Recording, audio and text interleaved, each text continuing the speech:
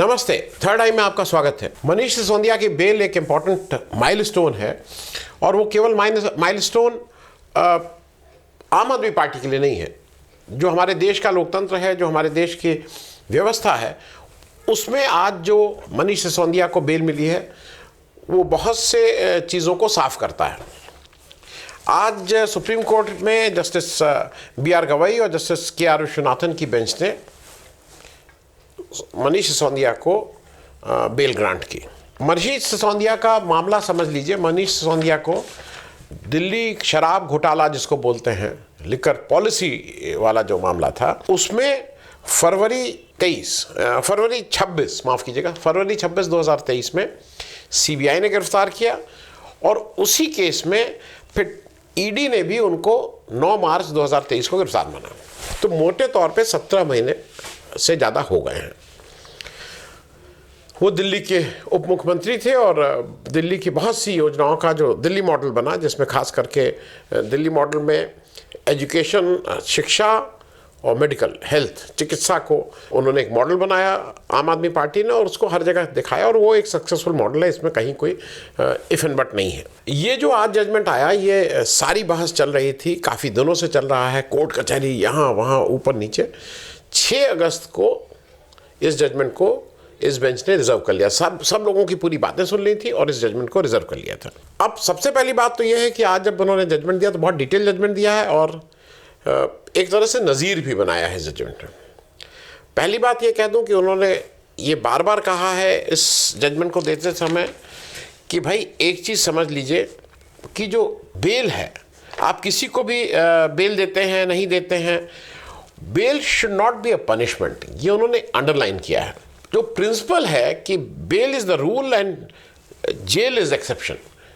अब उनका कहना ये था कि ये धीरे धीरे क्या हो रहा है, और उन्होंने जजमेंट में साफ साफ लिखवाया कि ट्रायल कोर्ट और हाई कोर्ट ऐसे बहुत से केसेस जहां उनको बेल दे देनी चाहिए नहीं देते हैं, और इसीलिए सुप्रीम कोर्ट का जो बहुत बहुमूल्य समय है वो बेल के केसेस सुनने में जाया होता है बनिस्बत किसी और कॉन्स्टिट्यूशन मैटर हो, कोई पॉलिसी मैटर हो, उसको सुनने में। हालांकि इसमें एक चीज़ आपको याद दिला दें कि जब एक ट्रायल कोर्ट का भी 2-3 महीना पहले अरविंद केजरीवाल का डिटेल सुन के ट्रायल कोर्ट के जज ने अरविंद केजरीवाल को बेल दी थी और उन्होंने डिटेल रीज़न भी दिए थे, और साथ में उन्होंने ये भी हवाला दिया था कि chief justice of India Chandrachud साहब ने अपने भाषणों में और कई जगह अपने ये कहा है कि ट्रायल कोर्ट और ख़ास करके ट्रायल कोर्ट के लिए उन्होंने कहा है कि उनको अगर बेल उनका जुरिस्डिक्शन में तो उनको बेल देने में दिक्कत नहीं होनी चाहिए, उनको झिझक नहीं होनी चाहिए, और उस बात का हवाला देते हुए उन्होंने वो बेल दी थी।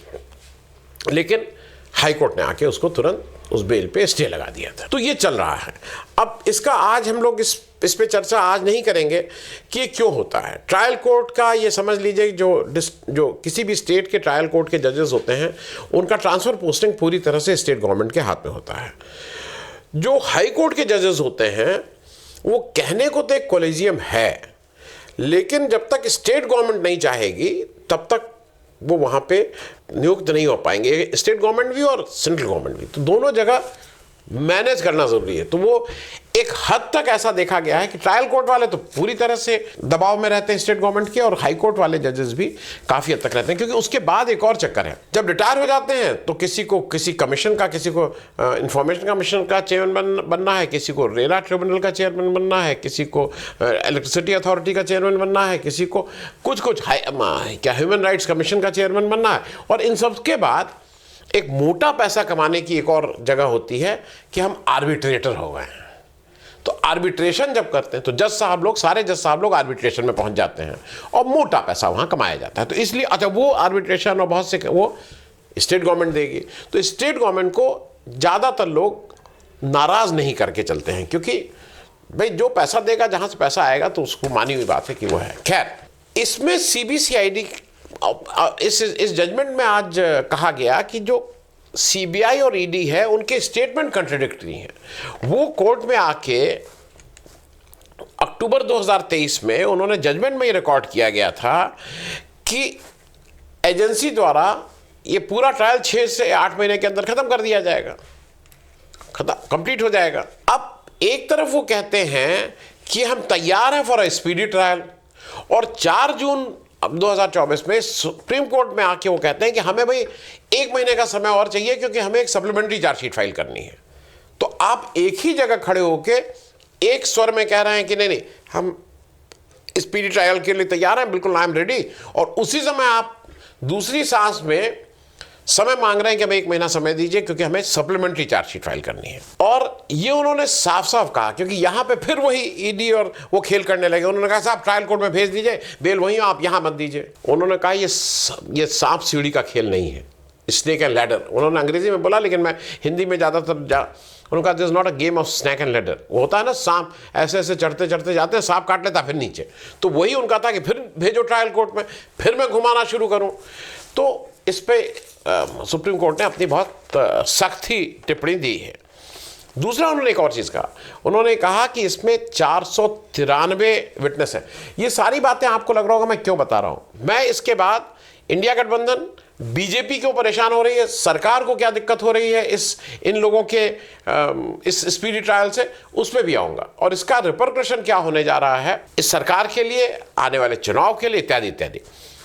493 विटनेस, कोर्ट ने कहा कि रिमोटेस्ट ऑफ द पॉसिबिलिटी है कि वो रीसेंट किसी फ्यूचर में कंक्लूड हो पाएगा। 493 आपने विटनेस कर रखे हैं, और उन्होंने कहा ये आर्टिकल 21 जो है ये अप्लाई होता है किसी भी व्यक्ति के ऊपर irrespective of the crime he has committed. उसने कोई भी क्राइम किया हुआ, उसको आर्टिकल 21 का प्रोटेक्शन मिलना ही मिलना चाहिए। और एक ये चीज उन्होंने मेंशन की कि यहां पे there is no apprehension of fleeing.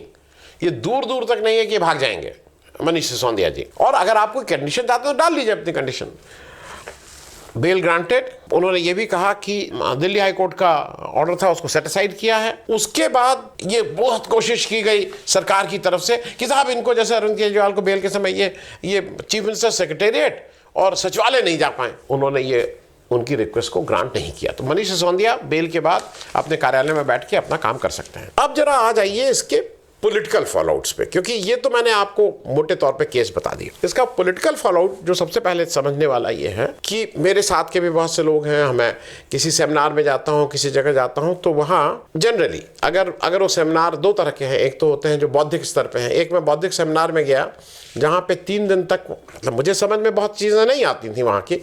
3 दिन तक बौद्धिक लोग वहाँ अपना, मतलब बड़े बड़े लोग आके एंजल, मार्क्स, गांधी, अंबेडकर, लोहिया, इनका समाजवाद, इनका अंबेडकरवाद, इनका गांधी, इसमें क्या डिफरेंस है, ये इन लोग 3 दिन तक कर रहे थे। मुझे बहुत ये सब चीज़ें मोटे तौर पे समझ में आती, पढ़ा है, लेकिन आज इसमें क्या क्या डिफरेंस है ये 3 दिन तक, अब मैं उसको समय, अब वो सीनियर लोग हैं उनके बारे में कुछ कहना ठीक नहीं, लेकिन इसका कोई मतलब नहीं है। ये सारे लोगों को एक जगह लगता है, अगर आप के भी अगल बगल होते होंगे, कि भाई ये आम आदमी पार्टी जो है ना, ये तो आरएसएस की बी टीम है, और ये जो है ये एक दिन कांग्रेस को खा जाएगी। हो सकता है मैं, वो आरएसएस की बी टीम है, सी टीम है, उससे मुझे क्या लेना। कई बार ऐसा उनके एक्शन से लगता है भाई ये तो उनके ऊपर है, आम आदमी पार्टी के ऊपर, कि वो ये दिखाई दें क्यों लड़ रहे हैं। लेकिन पिछले 2-3-4 साल से मुझे ऐसा एक भी ओकेजन नहीं मिला जब ये ना दिखा हो कि वो लड़ते हुए नहीं दिखाई दे रहे हैं। अब लोग कह रहे हैं नहीं, एज ए स्ट्रैटेजी उनको जेल भेजा गया है। तो अब जेल, कोई 17 महीना जेल एज अ स्ट्रैटेजी रहने लगे, मतलब इन सब चीजों का कोई जवाब नहीं है, ये तो कुतर्क है। मैं कुछ चीजें आपके साथ शेयर कर लूं। लोगों का एक बार बार ये कहना है कि भाई दिल्ली में कांग्रेस को इनके साथ मिलकर नहीं लड़ना चाहिए था। और ये मैं जिस भी कॉन्फ्रेंस में और जगह जाता हूं, कहीं कहीं कुछ लोग नई व्यवस्था की बात करते हैं, तो उस नई व्यवस्था की बात में ज़्यादातर लोगों का, 80% लोगों का ये मानना है कि राहुल गांधी क्या क्या गलती कर रहे हैं, और जो व्यक्ति, जो सीनियर व्यक्ति हैं, नाम किसी का क्या लूँ, अगर वो उनकी राय ले लें तो कांग्रेस के अकेले 543 में शायद 543 सीट आ जाएंगी, और फिर तो मतलब, लेकिन अगर वो, चूंकि राहुल गांधी उनकी राय नहीं लेते हैं, अच्छा ये सब लोग सीनियर लोग हैं, खूब अनुभवी हैं, और चूंकि राहुल गांधी उनकी राय नहीं लेते हैं, इसलिए ये है। तो अपने मन की भड़ास काफ़ी लोग हर एक उस फोरम पे निकालते रहते हैं। मैं कुछ आपको जल्दी जल्दी बेसिक फैक्ट्स से बात कर लूँ। देखिए, मेरा ऐसा मानना है कि ये ज़रूर है कि आम आदमी पार्टी की उत्पत्ति उस अन्ना आंदोलन से हुई थी। ये भी फैक्ट है कि उस अन्ना आंदोलन में कहीं ना कहीं आरएसएस ने बिल्कुल ठीक से मदद की थी। लेकिन 1-2 चीज़ें मुझे बताइए, अगर एक लार्जर इशू है जिससे आपको लड़ना है, अगर एक लार्जर लड़ना है या एक लार्जर आप कुछ बनाना चाह रहे हैं, तो क्या ये सब माने रखता है कि कौन आरएसएस के साथ था, कौन आरएसएस ने किसको बैक किया था, किसको नहीं किया था? मैं सिर्फ याद दिला दूं कुछ चीजें। इस देश में जब हमें स्वतंत्रता मिली 15 अगस्त को, तो जो पहली कैबिनेट थी उसमें गांधी जी के इंसिस्टेंस पे जवाहरलाल नेहरू ने श्यामा प्रसाद मुखर्जी जी को अपनी कैबिनेट में रखा था। किस विचारधारा के थे? और सिर्फ रखा ही नहीं था, गांधी की हत्या 30 जनवरी 1948 में होती है और श्यामा प्रसाद मुखर्जी जी 6 अप्रैल 1950 में इस्तीफा देते हैं, जब दिल्ली पैक्ट हुआ था लियाकत अली और वो उसमें नहीं, लेकिन वो 2-2.5 साल इस सरकार में रहे। तो क्या जवाहरलाल नेहरू ने भी इस हिंदूवादी विचारधाराओं के साथ हाथ मिला लिया था? डॉक्टर लोहिया, जब उनको उस समय लगता था कि कांग्रेस से उनको लड़ना है और कांग्रेस को अपदस्थ करना है और उस सत्ता से हटाना है, तो उन्होंने भी हाथ मिलाया था। जग जाहिर है उन्होंने पोल पैक्ट किए थे। तीसरा, जयप्रकाश नारायण के ऊपर भी ये है कि उन्होंने जब 1900 इमरजेंसी लगी, उसके बाद जब जनता पार्टी का फॉर्मेशन हुआ तो उसमें जनसंघ को अपने साथ लिया था। तो इन राइट विंग लोगों को ये हिंदूवादी ताकतों के साथ सबने हाथ मिलाया है। तो आज की तारीख में ये पिन पॉइंट करना कि नहीं ये हैं और ये हिंदूवादी हैं, क्योंकि आज जो देश में अभी जो इस समय माहौल चल रहा है उसमें यह है कि ये राष्ट्र किस दिशा में जाएगा। ये राष्ट्र हिंदूवादी राष्ट्र बनेगा कि राष्ट्र जिस तरह से हमें 15 अगस्त 1947 में एक सेक्युलर राष्ट्र हमें मिला था और हमारा एक संविधान बना था, ये उस संविधान के हिसाब से चलेगा। तो ये लार्जर पिक्चर है। अब मैं उसमें एक एक करके आपके साथ कुछ चीज़ें कर दूँ। कुछ वहाँ कहेंगे नहीं देखिए भाई ये बड़ा गलत हुआ, आम आदमी पार्टी के साथ कांग्रेस को तो पैक्ट नहीं करना चाहिए था, कितना नुकसान हुआ, दिल्ली में सब सीटें हार गए। और मेरे एक दोस्त हैं वो कहते हैं अगर उनका फॉर्मूला चलता तो दिल्ली की वो 7 सीटें कांग्रेस जीत जाती। ग्राउंड रियलिटी भी कुछ समझ लीजिए। दिल्ली में 7 सीटें हैं। पिछले इलेक्शन में कांग्रेस अगर इफ माय मेमोरी गोज करे, कांग्रेस 5 या 6 सीट पे नंबर, पिछला इलेक्शन मतलब 2019 की बात कर रहा हूँ, में 2 नंबर की पार्टी थी और एक जगह शायद आम आदमी पार्टी 2 नंबर की पार्टी थी, बाकी सब जगह बीजेपी थी। मैं एक और चीज़ बता दूं कि पिछले इलेक्शन में और इस इलेक्शन में फ़र्क, पिछले इलेक्शन में बीजेपी को 56.9% वोट, करीब 57% वोट अकेले मिले थे 2019 में। इस इलेक्शन में भी सारे मतलब इंडिया गठबंधन और आम आदमी पार्टी के साथ आने के बाद, मैं सिर्फ दिल्ली की बात कर रहा हूँ, अभी भी बीजेपी को 54.7% वोट मिले हैं। तो इस गलत फहमी में रहना कि अलग अलग हो जाते और फिर कांग्रेस ऐसे जीत जाती और कांग्रेस का नुकसान हुआ, ये सब बातें भाषण देने के लिए ठीक है, लेकिन हार्ड फैक्ट में ये ठीक नहीं है। मैं वो भी बता दूं, कांग्रेस और आम आदमी पार्टी के वोट जो 2019 में मिले थे अलग अलग करके, वो टोटल वोट थे 40.8%, 40.8। आज जब साथ लड़े हैं तो वो 43.3% हुए हैं। तो कुछ ना कुछ वोट का इजाफा हुआ और बीजेपी के वोट 56.9 से कम होकर 54.7 हुए, क्योंकि लोगों को एक या तो ये या ये एक बाइनरी मिली, तो इसलिए शायद मुझे लगता है ये है। मैं जल्दी से एक और चीज़ आपके साथ शेयर कर लूँ। दिल्ली की 7 सीटें हैं, चांदनी चौक, ईस्ट दिल्ली, न्यू दिल्ली, नई Delhi, north east Delhi, north west Delhi, south Delhi और वेस्ट दिल्ली। इन 7 सीट पे पहली चीज़ तो मैं ये आपको बता दूं कि इन 7 सीट पे बीजेपी को 50% से ज़्यादा वोट सब जगह मिले हैं। मतलब 55.3, 53, 58, 53, 52, 53, 55, 58% वोट मिले। कहीं पे भी ये नहीं है वो 50% पे रहा है। नंबर 1, चांदनी चौक को छोड़ के बाकी 6 सीट पे बीजेपी का वोट परसेंटेज कम हुआ है। 1% हुआ है, 2% हुआ है, वो अलग बात है। चांदनी चौक सीट, जिसको हम सब लोगों का ऐसा मानना था कि जेपी अग्रवाल वहाँ से लड़ना है, बहुत अच्छा लड़ेंगे और ये बिल्कुल पक्की सीट है और जीत ही जाएंगे, वो अकेली सीट है जहाँ पे 2019 में 52.9% वोट मिले थे और इस बार 53.5% वोट। यहाँ पे बीजेपी का अकेली सीट दिल्ली में 2024 में जहाँ वोट प्रतिशत 19 के मुकाबले बढ़ा है। ये बात मैं सिर्फ आपके साथ इसलिए कर रहा हूँ कि ये भी जरा अपना दिमाग साफ कर लेना चाहिए कि कहाँ क्या हुआ था। तो यहाँ पे बीजेपी जब 50% ज़्यादा हर सीट पे है, 53, 54, 58, तो आपके पास कोई चैलेंज नहीं था। अब 1-2 चीज़ें और बता दें। इंडिया गठबंधन जब 2024 का इलेक्शन लड़ा तो कुछ 3-4 जगह ऐसी हैं जहां वो आमने सामने लड़ रहा था, आपसी में एक दूसरे पार्टीज लड़ रही थी। केरल में पिछली बार 2019 के इलेक्शन में 20 में 20 सीटें इंडिया गठबंधन की थी, मतलब between left front end Congress. इस बार 20 में से एक सीट, थिसूर की जो सीट है, वहाँ पे बीजेपी जीती है, लेकिन वहाँ का वोट ज़रा समझ लीजिए, वहाँ पे आमने सामने लड़ रहे थे और वहाँ पे सुरेश गोपी हैं बीजेपी के, वो जीते हैं, उनको 37.8% वोट मिले, सीपीआई को 31% वोट मिले और कांग्रेस को 30.1% वोट मिले। अब यहाँ पे अगर इन लोग साथ लड़ते तो वो क्या जीतते क्या नहीं जीतते ये प्रश्न चिन्ह है, लेकिन एक सीट पे वहाँ बढ़ती। अब वेस्ट बंगाल आ जाइए।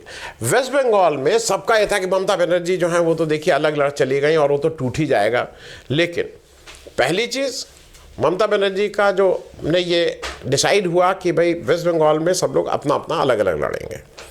ममता बनर्जी की 2019 इलेक्शन में 22 सीटें थीं, कांग्रेस की 2 थीं, उस तरह से इंडिया गठबंधन की 24 सीटें, बीजेपी की 18 सीटें। इस इलेक्शन में क्या हुआ? ममता बनर्जी तृणमूल कांग्रेस की 29, कांग्रेस की 1 और बीजेपी की 12। नुकसान किसका हुआ? 18 से 12 पे बीजेपी आई, 6 सीटें इनकी कम हुई। इंडिया गठबंधन की पिछली बार 24 सीटें थीं, तो इस बार 30 सीट, इस बार 29 और 1 30 सीटें हो गई। तो नुकसान, फायदा तो इंडिया गठबंधन का हुआ। ये बात मैं सिर्फ इसलिए कह रहा हूं, अगर ओवरऑल आप बीजेपी की सीटों को कम करने में सफल रहे, इंडिया गठबंधन की सीटें ज़्यादा हुई, तो ये बेटर स्ट्रैटेजी है या अलग अलग लड़ना चाहिए था? और एक और चीज़ जान लीजिए कि यहाँ पे बीजेपी का वोट प्रतिशत कम हुआ है 2024 के इलेक्शन में। पंजाब आ जाइए, पंजाब के बारे में लोग कहते हैं नहीं वो ठीक नहीं था। पंजाब में 2019 में कांग्रेस 8, अकाली दल 2, बीजेपी 2, आम आदमी पार्टी 1, तो टेक्निकली इंडिया गठबंधन 9 सीटें। इस बार कांग्रेस 7, आम आदमी पार्टी 3, अन्य 2 और अकाली दल 1, बीजेपी 0। बीजेपी को 2 से आपने 0 पे कर दिया। इंडिया गठबंधन 9 से 10 हो गया और कांग्रेस का भी जो 1 सीट कह रहा है ना कि 1 सीट का नुकसान है, वो टेक्निकली अगर देखिए तो नुकसान नहीं है, क्योंकि चंडीगढ़ की सीट इंडिया गठबंधन और आम आदमी पार्टी ने साथ लड़ी और कांग्रेस की अगर वहां पे आप देखिए तो 8 की 8 सीटें रही पंजाब चंडीगढ़ मिला के, जो पिछली बार भी थी। क्योंकि ये जरा देखना होगा कि फायदा कहां किससे हो रहा है। तो वहां पे इन लोगों ने मिलकर लड़ा, दिल्ली में मिलकर लड़ा, कुछ जगह नहीं मिलकर लड़ा, तो ये देखने वाली बात होगी। अब एक मैं और आखिरी करके फिर मैं मेन उस पर आऊँगा। ये बार बार कहा जाता है कि गुजरात में साहब देखिए हिमाचल प्रदेश का इलेक्शन चल रहा था और वहाँ से जब बीजेपी ने डायरेक्शन दिया तो आम आदमी पार्टी ने गुजरात का इलेक्शन छोड़ के चली गई गुजरात और वहाँ उसने कांग्रेस को हरा दिया। जो फैक्ट हैं वो मैंने कुछ यहाँ पे अभी निकाले थे। वहाँ पे कुल 182 सीट हैं, 182 सीट्स। पिछली बार 99 और 77 सीट थी, 99 सीट थी बीजेपी की और 77 थी कांग्रेस की 2017 के इलेक्शन में। 2022 में बीजेपी 156 सीट जीत के आई है, कांग्रेस 17 सीट, आम आदमी पार्टी 5 सीट। कुछ जरा और सुन लीजिए, कहा जाता ना कि आम आदमी पार्टी की वजह से कांग्रेस बिल्कुल हार गई। आम आदमी पार्टी के कारण अब वहां उन सीटों को देख लें जहां पे बीजेपी जीती फर्स्ट, कांग्रेस सेकेंड और आम आदमी पार्टी थर्ड। और आम आदमी पार्टी थर्ड इतना कि उसके वोट अगर कांग्रेस में मिला दिए जाते तो वो बीजेपी को हरा देती। थर्ड जहां जहां आम आदमी पार्टी है वहाँ पे मार्जिन ऑफ डिफीट जो थी या मार्जिन ऑफ विक्ट्री बीजेपी की थी, उससे ज़्यादा वोट आम आदमी पार्टी को मिले थे। ऐसी कितनी सीटें थी? 22 सीटें, जहाँ पे अगर आम आदमी पार्टी के सारे वोट ट्रांसफ़र हो जाते कांग्रेस को तो वो बीजेपी से जीत जाती। 17 सीट जीती, 22 सीट और कर लीजिए तो 39 सीट हो जाती। लेकिन एक चीज़ और याद रखिएगा, वहाँ पे 12 सीट ऐसी हैं जहां कांग्रेस थर्ड रही और अगर कांग्रेस वहां, इस लॉजिक से अगर कांग्रेस वहां नहीं लड़ती तो इन 12 सीट पे आम आदमी पार्टी जीत जाती। तो ऐसा नहीं है, मतलब 22 सीट पे अगर आम आदमी पार्टी ने कांग्रेस का नुकसान किया तो 12 सीट पे कांग्रेस ने उनका नुकसान किया। मेरा सिर्फ कहना यह है कि देखना यह है कि गुजरात में कांग्रेस अपना कब मन बनाती है उस गुजरात में बैठ के जीतने का। गुजरात के बारे में सबको पता है, चाहे वो किसी भी पार्टी के लोग हों, बीजेपी के अलावा जितने विपक्षी पार्टियां, नाम क्या लें, उसके जो ज़्यादातर नेता हैं वो ठेके पट्टे में वहाँ लगे हुए हैं। वो बीजेपी के साथ हैंड एंड ग्लव्स हैं बीजेपी के, मतलब, और वो वहाँ ठेका पट्टा, ये सप्लाई वो सप्लाई में सारे लोग लगे हुए हैं, सब धंधे में लगे हैं।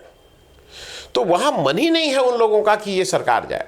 धंधा बढ़िया चल रहा है, तो भाई इलेक्शन क्यों लड़ रहे हैं? धंधे के लिए। तो धंधा जब ऐसे ही चल रहा है तो क्यों चेंज करें? अब एक चीज़ और होती है, ये जो बार बार कहा जाता है कि भाई ये देखिए ये क्या बीजेपी ये है आम कांग्रेस का, कि कांग्रेस ओरिजिनल कंप्लेन जो शराब जो पॉलिसी का घोटाले की थी वो कांग्रेस ने की थी। तो अब सबका कहना है देखिए वो शराब वो पॉलिसी में थी, अब कांग्रेस उनके साथ खड़ी है। कांग्रेस उनको बचाने के लिए नहीं खड़ी है, इंडिया गठबंधन है। कांग्रेस एक बार भी ये नहीं कह रही है कि उनका ट्रायल ना हो, कांग्रेस एक बार भी ये नहीं कह रही कि उन पर मुकदमा ना चले। अरे भाई ट्रायल करिए, मुकदमा करिए। अब अरविंद केजरीवाल को अगर आपको लगता है कि गलत है तो उनको एक बार नहीं वो फांसी की सजा दे दीजिए, कर दीजिए कानून में संशोधन की। अगर कोई शराब इस पॉलिसी में करेगा, कांग्रेस कहाँ कह रही है कि आप ट्रायल मत चलाइए? सारा अदालत आपकी, ईडी आपका, सीबीआई आपका, क्यों नहीं चला रहे हैं? कांग्रेस इसलिए है कि आप लोगों को तंग मत करिए। और एक और चीज जान लीजिए, कांग्रेस को लीड करना है। अगर कांग्रेस को लीड करना है तो कांग्रेस को अपनी कुछ जगह कांग्रेस को देना पड़ेगा। कांग्रेस हैज टू सेक्रीफाइस, क्योंकि ये बड़ी बात है। इंडिया गठबंधन का मैसेज पूरे देश में जाना चाहिए था कि इंडिया गठबंधन एक साथ खड़ा है, और वो मैसेज गया 2024 में, और तभी ये रिजल्ट्स आए हैं। और एक चीज़ और याद रखिए, अरविंद केजरीवाल के आने से इंडिया गठबंधन के वोट बढ़ते हैं कि घटते हैं, अपने आप पूछ लीजिएगा। अगर एक वोट भी बढ़ता है तो आने दीजिए, अगर आपके हिसाब से घटता है तो जाने दीजिए। दूसरा, अरविंद केजरीवाल जो देश के प्रमुख 2-3 लोग हैं जो मोदी जी को अनकंफर्टेबल करते हैं और जो विधानसभा को कैसे यूज़ करना है जानते हैं, तो उसमें मैं अरविंद केजरीवाल का नाम लेने में मुझे हिचक नहीं। मेरी बहुत सी चीज़ों का, ज़्यादातर चीज़ों का, मैं बहुत सी चीज़ों का मैं उस राय का नहीं हूँ जो अरविंद केजरीवाल जिस तरह की पॉलिटिक्स करते हैं। लेकिन अगर वो आज विपक्ष के मजबूत खंभे हैं तो हर खंभा तो अपने हिसाब से नहीं होगा ना। और जब एक नया फॉर्मूला पकड़ ही लिया है इंडिया गठबंधन में फ्रेंडली फाइट का, तो दिक्कत क्या है? तो मेरा सिर्फ कहना यह है कि मनीष सिसोदिया बाहर आ गए हैं। मनीष सिसोदिया बाहर बिल्कुल ऐसे समय आए हैं जब दिल्ली इलेक्शन अब एक साल से कम दूरी पे है, 6-7 महीना। शायद बीजेपी सरकार के लिए सारी चीज़ें इस समय गलत हो रही हैं। थैंक्स सो मच, धन्यवाद।